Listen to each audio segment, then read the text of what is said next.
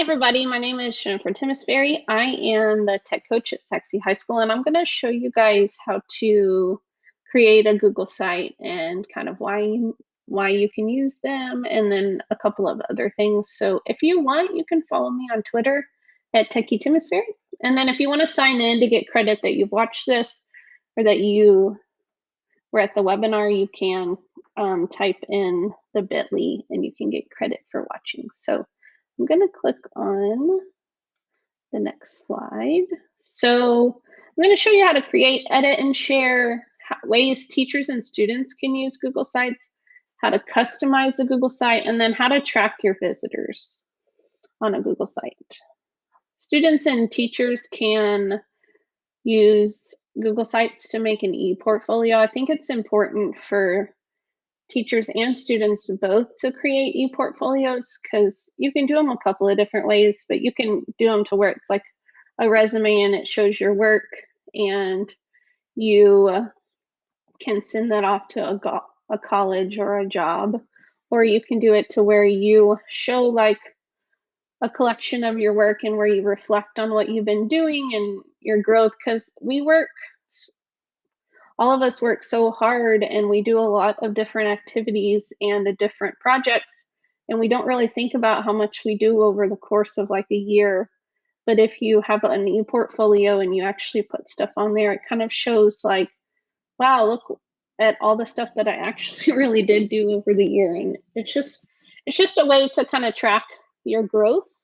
And I think that's really important for our students, and I mean even for teachers, for professional development. So I just think it's really important. Teachers can have their students create not an e-portfolio, but like just a collection of their work for the semester. So if you want to do it just for your class, you can do that. So you can put like projects on there, or you can do it by units, or you can create requirements and rubrics for them of stuff that they have to do, or maybe have like Fridays where you have to update your Google site with new stuff that you've done for the week or whatever. Clubs and organizations and sports. Obviously, there's a big use for it there. You can showcase the events that have happened in the year. You could put the calendar integration on there. And then I know teachers use Google Classroom for sending class assignments to students, but if you ever need like more resources for them, or you want to do like a collection of a certain topic, you could create a Google site and then you could put that in Google Classroom to where they have access to more materials, and it's kind of in one spot. So I'm going to get going and kind of show you how to move around in Google Sites. So you can if you go to sites.google.com, once it loads, I'll show you like how to move around in here. Or if you want to, you can use the waffle, which is right here. So this is how it generates for GISD teachers. There is one website and it's the same thing, and you can get to it through here. I'll show you. But let's see, if you go to sites.google.com/new, it's going to take you to the new way that Google Sites looks, which is right here. But if you go through the waffle will take you to the way this looks. So I want you to understand this. That way you don't get in here and you're like, what? I don't even know where to start. So when you're actually trying to start a Google site, you're going to click create, and then in new sites, I would do the new one because the classic is going away, so I wouldn't even mess with that. I think I maybe made one a long time ago. So click create in new sites. And then if you look right here to actually find the ones that you created, you're going to click where it says new Google Sites. So I think a lot of people get lost and they can't figure out where their Google Sites went. So that's how you get back to it. Or you could, if you look in the URL, you could type this, which is what I typed just a second ago. Okay, so on here, you can adjust them just like you change anything in any in any of the Google Suites. So you can adjust to where it's like grid view or that kind of thing. I always just leave it like this.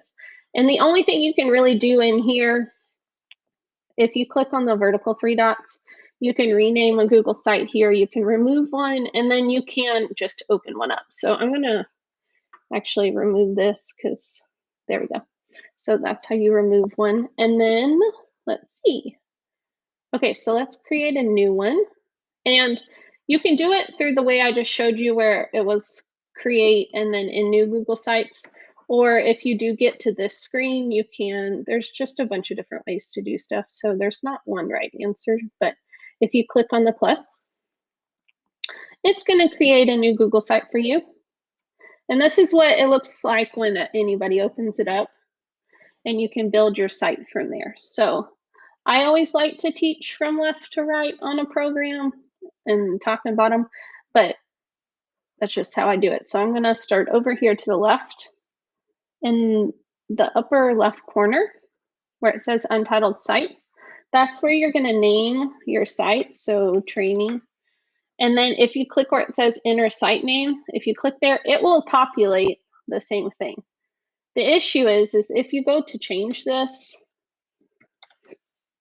and I click here, it's not going to change it as well. So just keep that in mind. Something I've learned over the course of working in Google Sites, you just have to make sure that if you want them to match, that you type it in correctly in both spots if you've already typed it in once. Okay, so from there, over in the panel to the right, there are 3 tabs. There's the insert tab, which is where you can find text boxes and images, and you can embed stuff in Google Docs, and you can do collapsible stuff and add buttons and calendars and anything in the Google Suite, basically, can be added in here. Okay. I like the layouts. I think that it makes life really easy. I'll show you guys that. And then there's pages, and then there's themes. And then I'll show you guys these buttons at the very end. Okay, so I'm gonna go back to one that I've already created and kind of work through that. So I'm gonna go onto the pages tab first to kind of show you all of how to add a page, how to add a sub page, how to delete one, how to hide one, that kind of thing. So if you look up here, when you add a page over here, it's also going to add in this bar right here. It's called the menu bar, so you can access everything from there. And then to actually add a page, if you click on the bottom down here where it says new page, you're going to click there. And then I can create a new page. So trainings, wow, if I can spell. Okay, so I click trainings, and now I have my new page. So it does take a minute to generate, but once it does, it's going to show up right here. And if you look, there's nothing on our page because we haven't added anything. I do want you to know how to, I like things in alphabetical order, but sometimes you want stuff in order of importance. It just depends on what you need it for, who's using it, that kind of thing. So if for some reason when you add something and it's in the wrong spot and you need to change it, don't delete what you have. You're just going to click on the actual, like in the pages panel, excuse me, you'll click on the actual thing that you're trying to adjust, and then you just click and you can drag down. So that blue bar means that wherever that blue bar is, it'll drop it there. Okay. If you want to add a sub page, so sub pages show up like this with the down arrow, and you can access all of your sub pages. And then if you look over here, if I open this up, it shows my sub pages as well. So if I go to trainings and I want a sub page, if you click these vertical 3 dots, you have options to make that the home page. You can duplicate a page, you can add a sub page, and you can hide and delete. Okay, so if I wanted to make a sub page for this, then I would click there, and then I can type in Google Sites training. There we go, Google Sites training. And then now if you look, once it generates, it does show over here, and then it will show up here eventually. Well, maybe not, but it should. It'll show up there. So my internet is frozen, but oh, there it went. Okay, so Google Sites training. So you can see your sub pages there.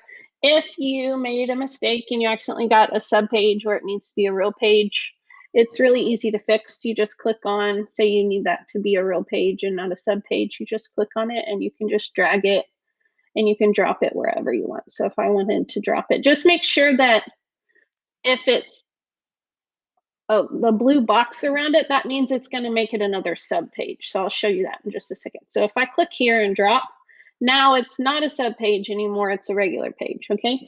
But say I want this Google Sites training under my Twitter page as a sub page, then I can click and I can drag. And when it's a box, that means it's going to actually put it as a sub page, okay? So just different ways to move around in there. And then if you know, say your site is published and you decide that you need to change something, but you don't want to just completely delete it, because when you do that, you can't get it back. You can click the vertical three dots and you can hide from navigation, okay? So when you do that, it's gonna hide it to where people can't access, they can't find it in the navigation bar up here. So I called it a menu bar. I mean, it's probably technically called a navigation bar. Minor details. So anyways, so you can hide them if you know they're hidden because they have a slash through it. So you don't see it up here, but it's still there. And then you can unhide stuff. And you can delete and that kind of stuff. So let's see. Okay, so that's basically how you add pages, not difficult. Themes. The one thing I like about Google Sites is that it's very simple and it's clean and it's organized, and there's not a whole lot of going on to where it makes it look nice. I love design. I think it's one of my favorite things to do. So if you click, you can change your designs over here. You can pick your colors and you can change your font styles too. So there's different font styles that you can pick. The good thing about it is there's not a whole lot of options, which some people get stressed about, but I like it because I think the ones that they do have in there are clean and organized and it's helpful. So if you do want to customize a color per se, if you click on the icon, click on the color icon, and then you can adjust and customize a color through here. Okay, if you have the code, you can type that in as well. So that's themes, not too hard. So let's go to insert. That's the bulk of what I kind of want to show you. I'm just gonna go, let's start at the top. So if you want to add text, you can click and it just inserts it in there. You can type whatever. Hello. So anytime you add text, everything can be adjusted. So every box around everything can be adjusted. You can adjust alignment. You can move where it needs to go. Anytime you click on something, it's always going to pull this bar up. It gives you all these options. So if you click right here, you have title, which looks like that. And it looks different depending on what theme you have. So just keep that in mind. So if you're not digging what they got there, go to themes and you can find some more headings. And then there's subheadings or small. I don't ever use small. I don't know who can read that. I mean, let's be honest, nobody can read that. And then you have left, center, right, and then justify. And then the one thing that I do really, really like about Google Sites is the fact that everything can be hyperlinked, or almost everything. I can't say everything, but almost everything can be hyperlinked. So you can, if you click on here and you click insert link, then any URL that you want to hyperlink to, so like I could go to the Saxy homepage and I can hyperlink to here. You can hyperlink to other parts, so I'll show you guys that later. So all you would do is just copy and paste the link in there and it will take you where you need to go. So hyperlinking, and then you can obviously delete it. So all of this stuff can be added in. Images, if you're actually trying to upload an image from your computer that you've saved that's not in your Google Drive, you would click here and click upload, and then you would select it, and you can adjust the sizing once it's on there.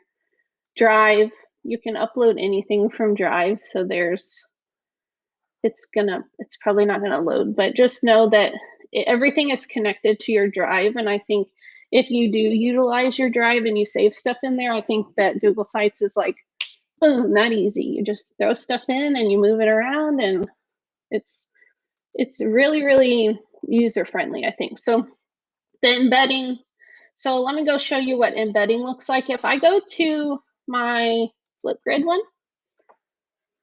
so embedding can be done by a URL, which if you don't know what a URL is, it's up here.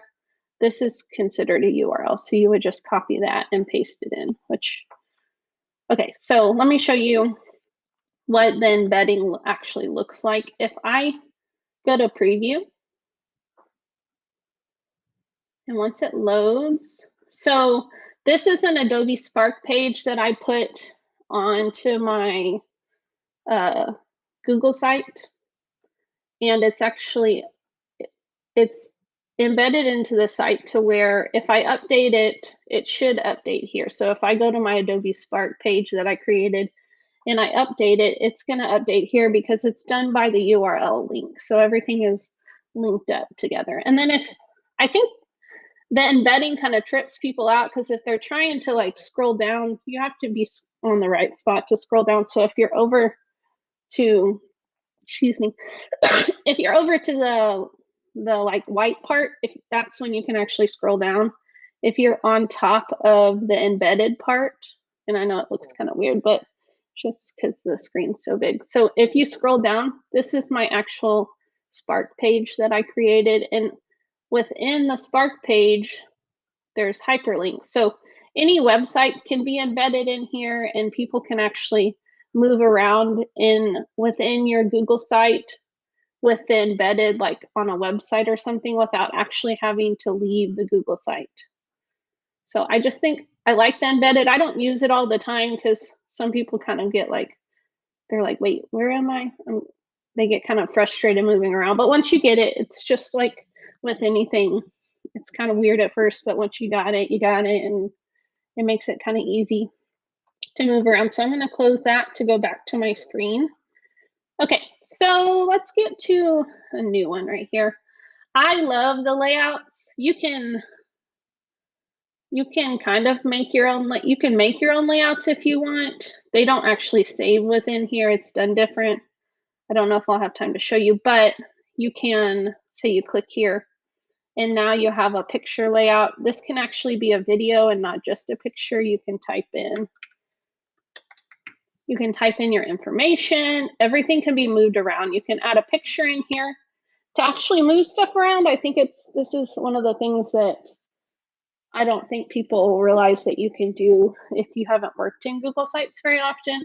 Anything can be moved around. So if you look, if I click on this picture and I click and drag over here, anytime you see a vertical blue bar or a horizontal blue bar, you can drop your stuff right there. So like if I want the image on the other side, then I just make sure I see a vertical blue bar and then I let go. And so now my image is over here. So if you click on the actual image and within the layouts, these are all the things that you can add in here. So the options really are limitless. I really like the layouts. I think it makes life easy. You can just click and move around. If you need your image bigger, then obviously you can adjust that as well. And Google Sites is good because it adjusts everything. So just know things can be moved around and it's really easy to move them around. Let me go back to, let's see, let me go to this one right here.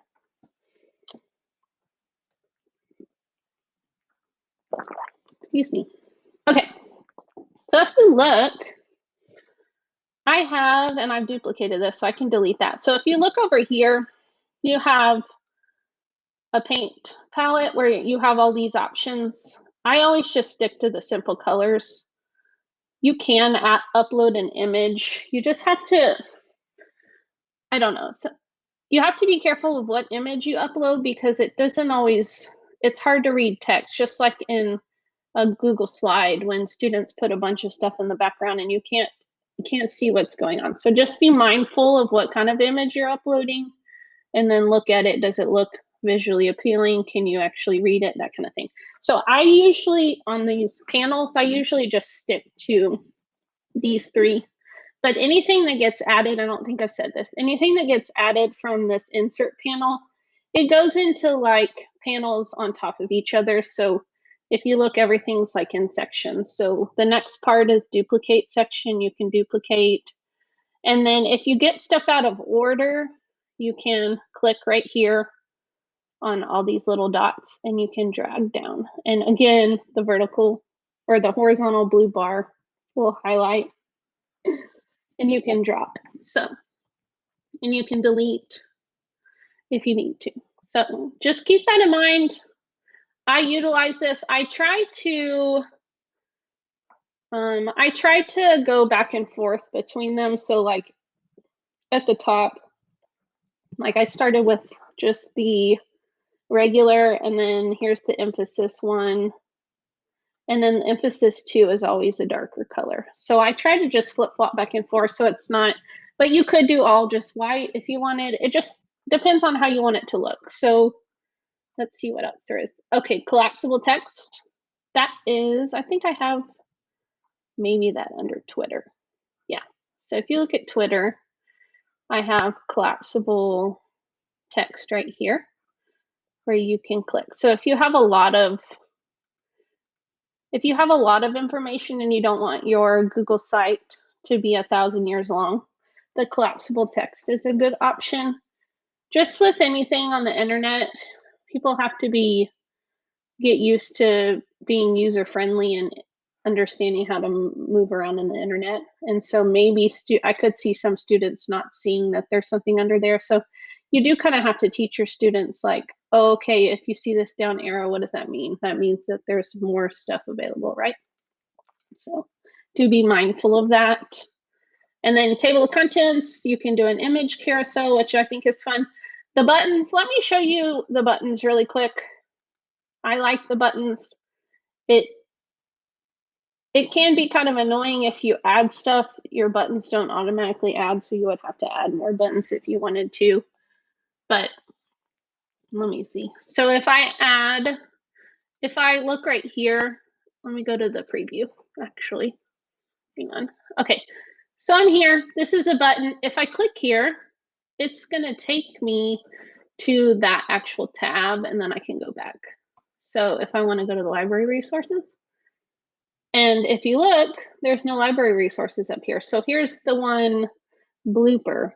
If you hide a page in your panel over to the right, the panels page, if you hide something and you have buttons for it, well, the buttons will still be there, but you can't click on them. So just be mindful of that. So I don't know.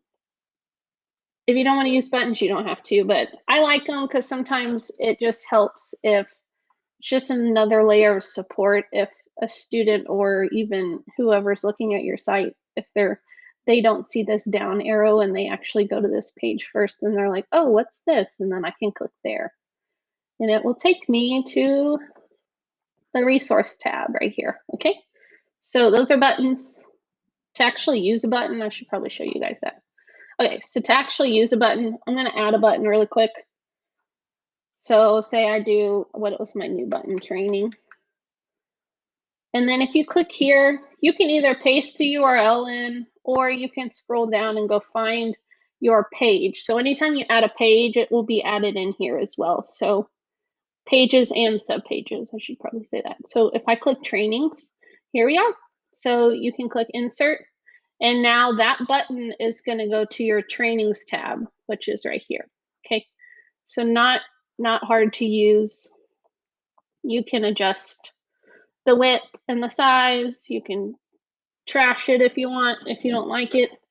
The divider, that just adds a horizontal line in between stuff. So if you don't want to do the do the colorings right here, you could do a divider. That helps. And then YouTube. So with videos, I've noticed, and I could be wrong, but I've noticed that I've had to put my videos on YouTube so I can put them on my site. It just runs smoother because every YouTube is a Google product, and then when you're using the videos, you can just click on, say you want to add a video, you click on YouTube, and you just go to the YouTube video that you've either created or you've found on the internet, and then you can paste it in. Okay, and then from there it just looks, and it always does this, kind of like freezes up on me. So let me try to refresh here.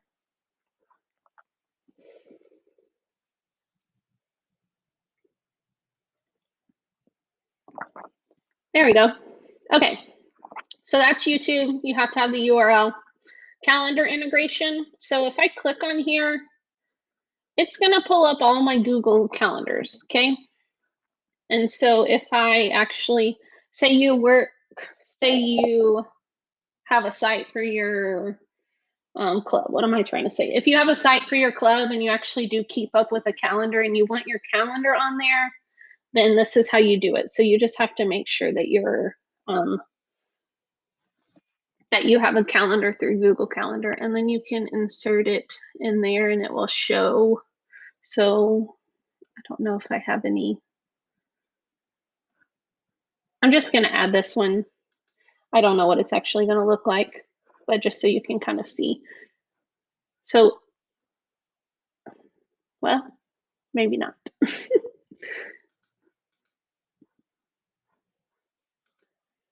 I don't know if the internet is just slow or it's really having issues. Let me go try to find another one. If it doesn't work, it it does work.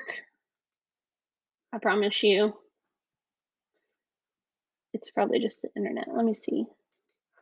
And this might look weird because I haven't actually updated this.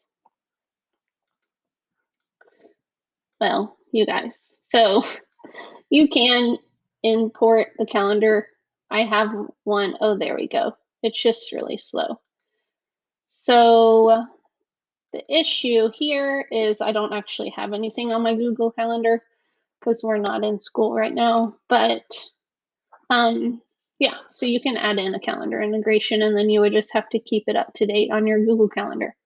So I kind of like that feature. And then you have all these other options. You can embed a Google form, a sheets, docs, slides, charts. You can add a map on there if you need to.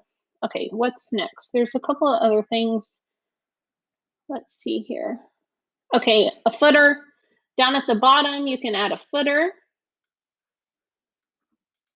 So you can add a footer down here if you click on it. So the footer will appear on all of the pages. So if you want like contact info or like Twitter information or an Instagram account or whatever, you can put it down in the footer. Let's see.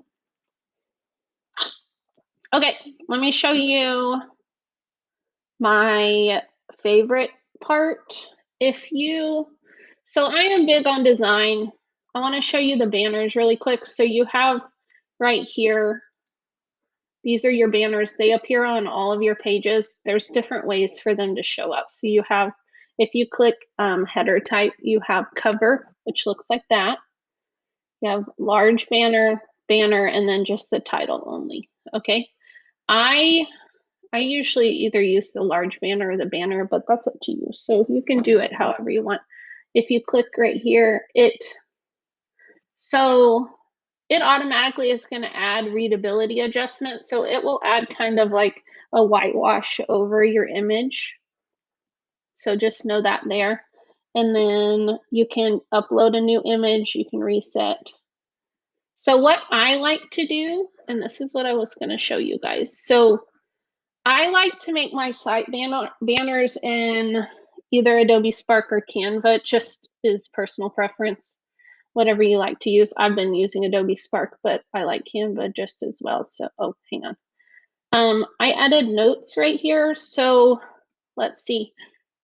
The issue with the banners, it's really important to keep your banner very simple. So like just a simple pattern, or don't have a picture with a bunch of text in the background, because when you do that, it's hard to read, and your banners are adjusted to your screen size. So if you if you're working on like a iPad, or you're on a phone, or you're on a big Mac, or you're on just a Chromebook, whatever size your monitor is, your banner will adjust to that. Okay, so if you have an image with a bunch of text in the background, it's not always going to look right. So like say you put a logo on there and you want it to be a certain way, and I actually did that here. So if you look in this banner, there's a logo here, and then I actually ended up just changing it here to where there's not, and it looks better.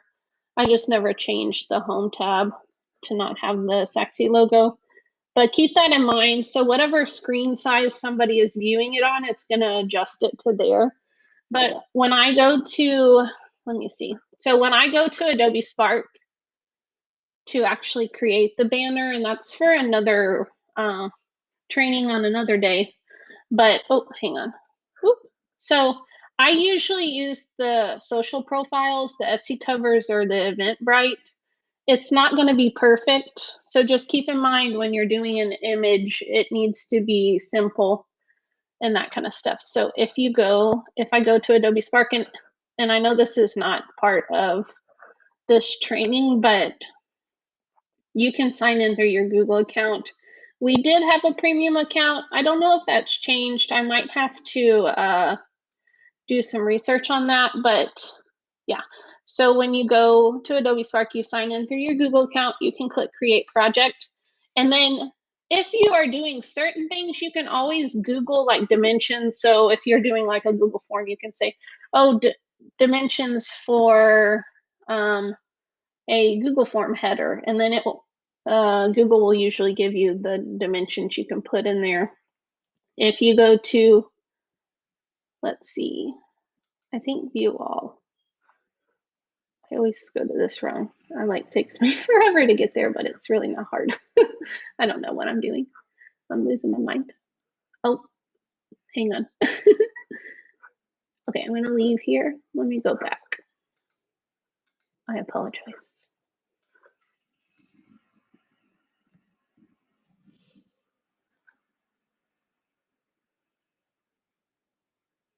There we go. Okay, so if you go to create and you go to custom graphic, you can see where you can type in your dimensions, or the one I was telling you guys that you can use is the social profile. So I always just use one that is wider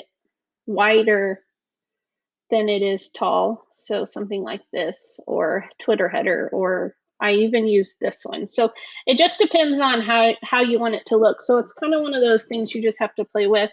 And once you say you select this one, I'm not going to show you fully how to use this program. I'll do that on a different day, but you can just click add, you can click photo, and you can add in a photo, and then you would just, once you get it the way you want it, you can download it. I just like Adobe Spark and Canva because if you click on the free photos, I mean, there are bukus of a million photos that you can use that are giving you free license to use them. So like say I wanted to type in computer, like you could use something like that, pin to background. And then from there, you can adjust the way you need it to look. You can download it, and then once you download it, you're just going to go and you're going to click here, change image, and upload. Okay, so just keep in mind, don't stress yourself out. It's never going to be perfect. If you're viewing it on different screens, it's going to look different. So just make sure when you are doing pictures in the background that they're simple and they're clean and organized. So, or I don't know if organized is the right word, but they're simple. That way it's a little more legible. Okay, let's see. There's just a couple more things that I want to show you guys. So you can add a logo right here. I'm going to actually go up here and show you from left to right. So undo, redo, obviously, and then there's the preview. If you aren't sure how something is going to look, I would suggest previewing it, which is kind of what I was doing earlier. Once you preview something, you can see if you like it or not. And then you can actually, look and see how it would look on a phone, which I think is actually kind of neat, or even like a tablet or something like that. So, I mean, and do you notice how the header looks different? So just keep that in mind. Don't stress about it, but do pick something that is not like crazy where you can't read anything, and then you can exit the preview. Okay, so from here, my website, the Google site's not published, but you can click where you can, if you click on the link, it's going to, it would take you to where you can copy the link. You can add collaborators here, just like any other Google product. All of the settings are the same. That way it protects the students, it protects you, where only people at Garland, if that's what you want, you can change it, you can adjust it, okay? And then if you click the settings, I actually like this because I don't think a lot of people even look in here.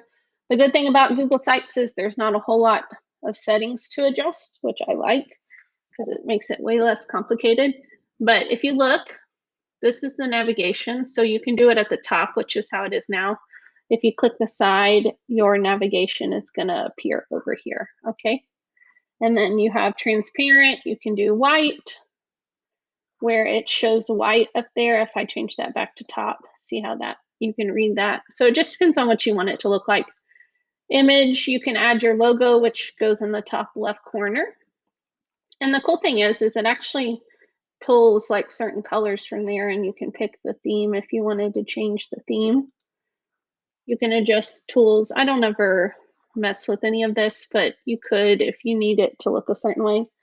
And then two, this is the last couple of things to track your site. So the Google Analytics, you would have to have a tracking ID, which we do not have in Garland. So a workaround to track how many people have visited your site, you can, if I go here, let me go down one, hang on, maybe not. Oh, there we go. So if you go here, you can use Bitly, and it's a free tool to use. You can pay for an upgrade. I do not, but you just sign in using your Google account. And then you can paste in your link. If I have time, I'll try to show you. Okay, so if I click, where am I? Once you log in, if you click create, you're just gonna paste the URL. So when you're pasting it, you want the actual published URL. You don't want the edit URL because that, you can't do that. You want the published one. So once you publish it, you'll get the URL from the published site. You'll paste it in. You'll hit create. It'll ask you to rename it, and you can rename it. But just know it tracks how many people have visited your site, when they're visiting, what days they've visited. So, you know, like if you do put out new material, nobody's looking at it. Maybe I should send out an email update. Hey, just FYI, we've added new stuff to our Google site. Why don't you check it out? That kind of thing. So I do like this tool. It's free with exceptions. There's always upgrades. So just keep that in mind. But yeah, and then once you actually make it, you just click copy right here, and then you can paste it in. So you can always watch YouTube videos if you're unsure on how to create a Bitly, but it's really not too bad. Okay, and then the last couple things, the 3 vertical dots right here, you can duplicate your site. This is the only place you can duplicate your site. Okay, you have to actually open up the site and then duplicate it. If the site has a lot of stuff on it and you actually do need to duplicate it, it might take a while, or it might not work at all. It depends on how large your site is. And then obviously you can report a problem, that kind of thing. And then when you're ready to publish, you just click here. And you do need to know that if you look in the gray underneath this box where it says HTTPS and then sites.google.com, that first part is always going to be your URL. It's the ending that you can change. So if we know this needs to be SHS Fashion Club, I can do that. You can, so, did I spell that wrong? Okay. So you can adjust that. Just know once you set it, if you change it and you've already sent your link out to people, it's gonna break that link and they're not gonna be able to use it anymore, or I mean, they can use it once you send them the new link. So just know that once you get your ending of your URL web address set, then I would just leave it and don't stress about it. So make sure you get it set before you send it out to people. And then you just click publish. Once it publishes, and I think this is all, you guys. Once it publishes, if you click the down arrow, you can publish site settings, you can view publish site, you can unpublish, you can change things. So just keep that in mind. If I want to view publish site, I can click there. And then this is the URL that you would copy and put in your bit.ly, okay? The actual one that's published. So that way you can track your site and your visitors to your site. So hopefully you guys, and I know that I did not cover every single thing, but it's one of those things that it's very user friendly. You can move stuff around. It's one of those things that I think all students would benefit from learning how to create one, and they could actually use it for colleges and stuff. So if you have any questions, you can always email me at jntemesv@garlandisd.net. And then I think that's it. I hope you guys had fun and have learned a lot. Thank you for watching.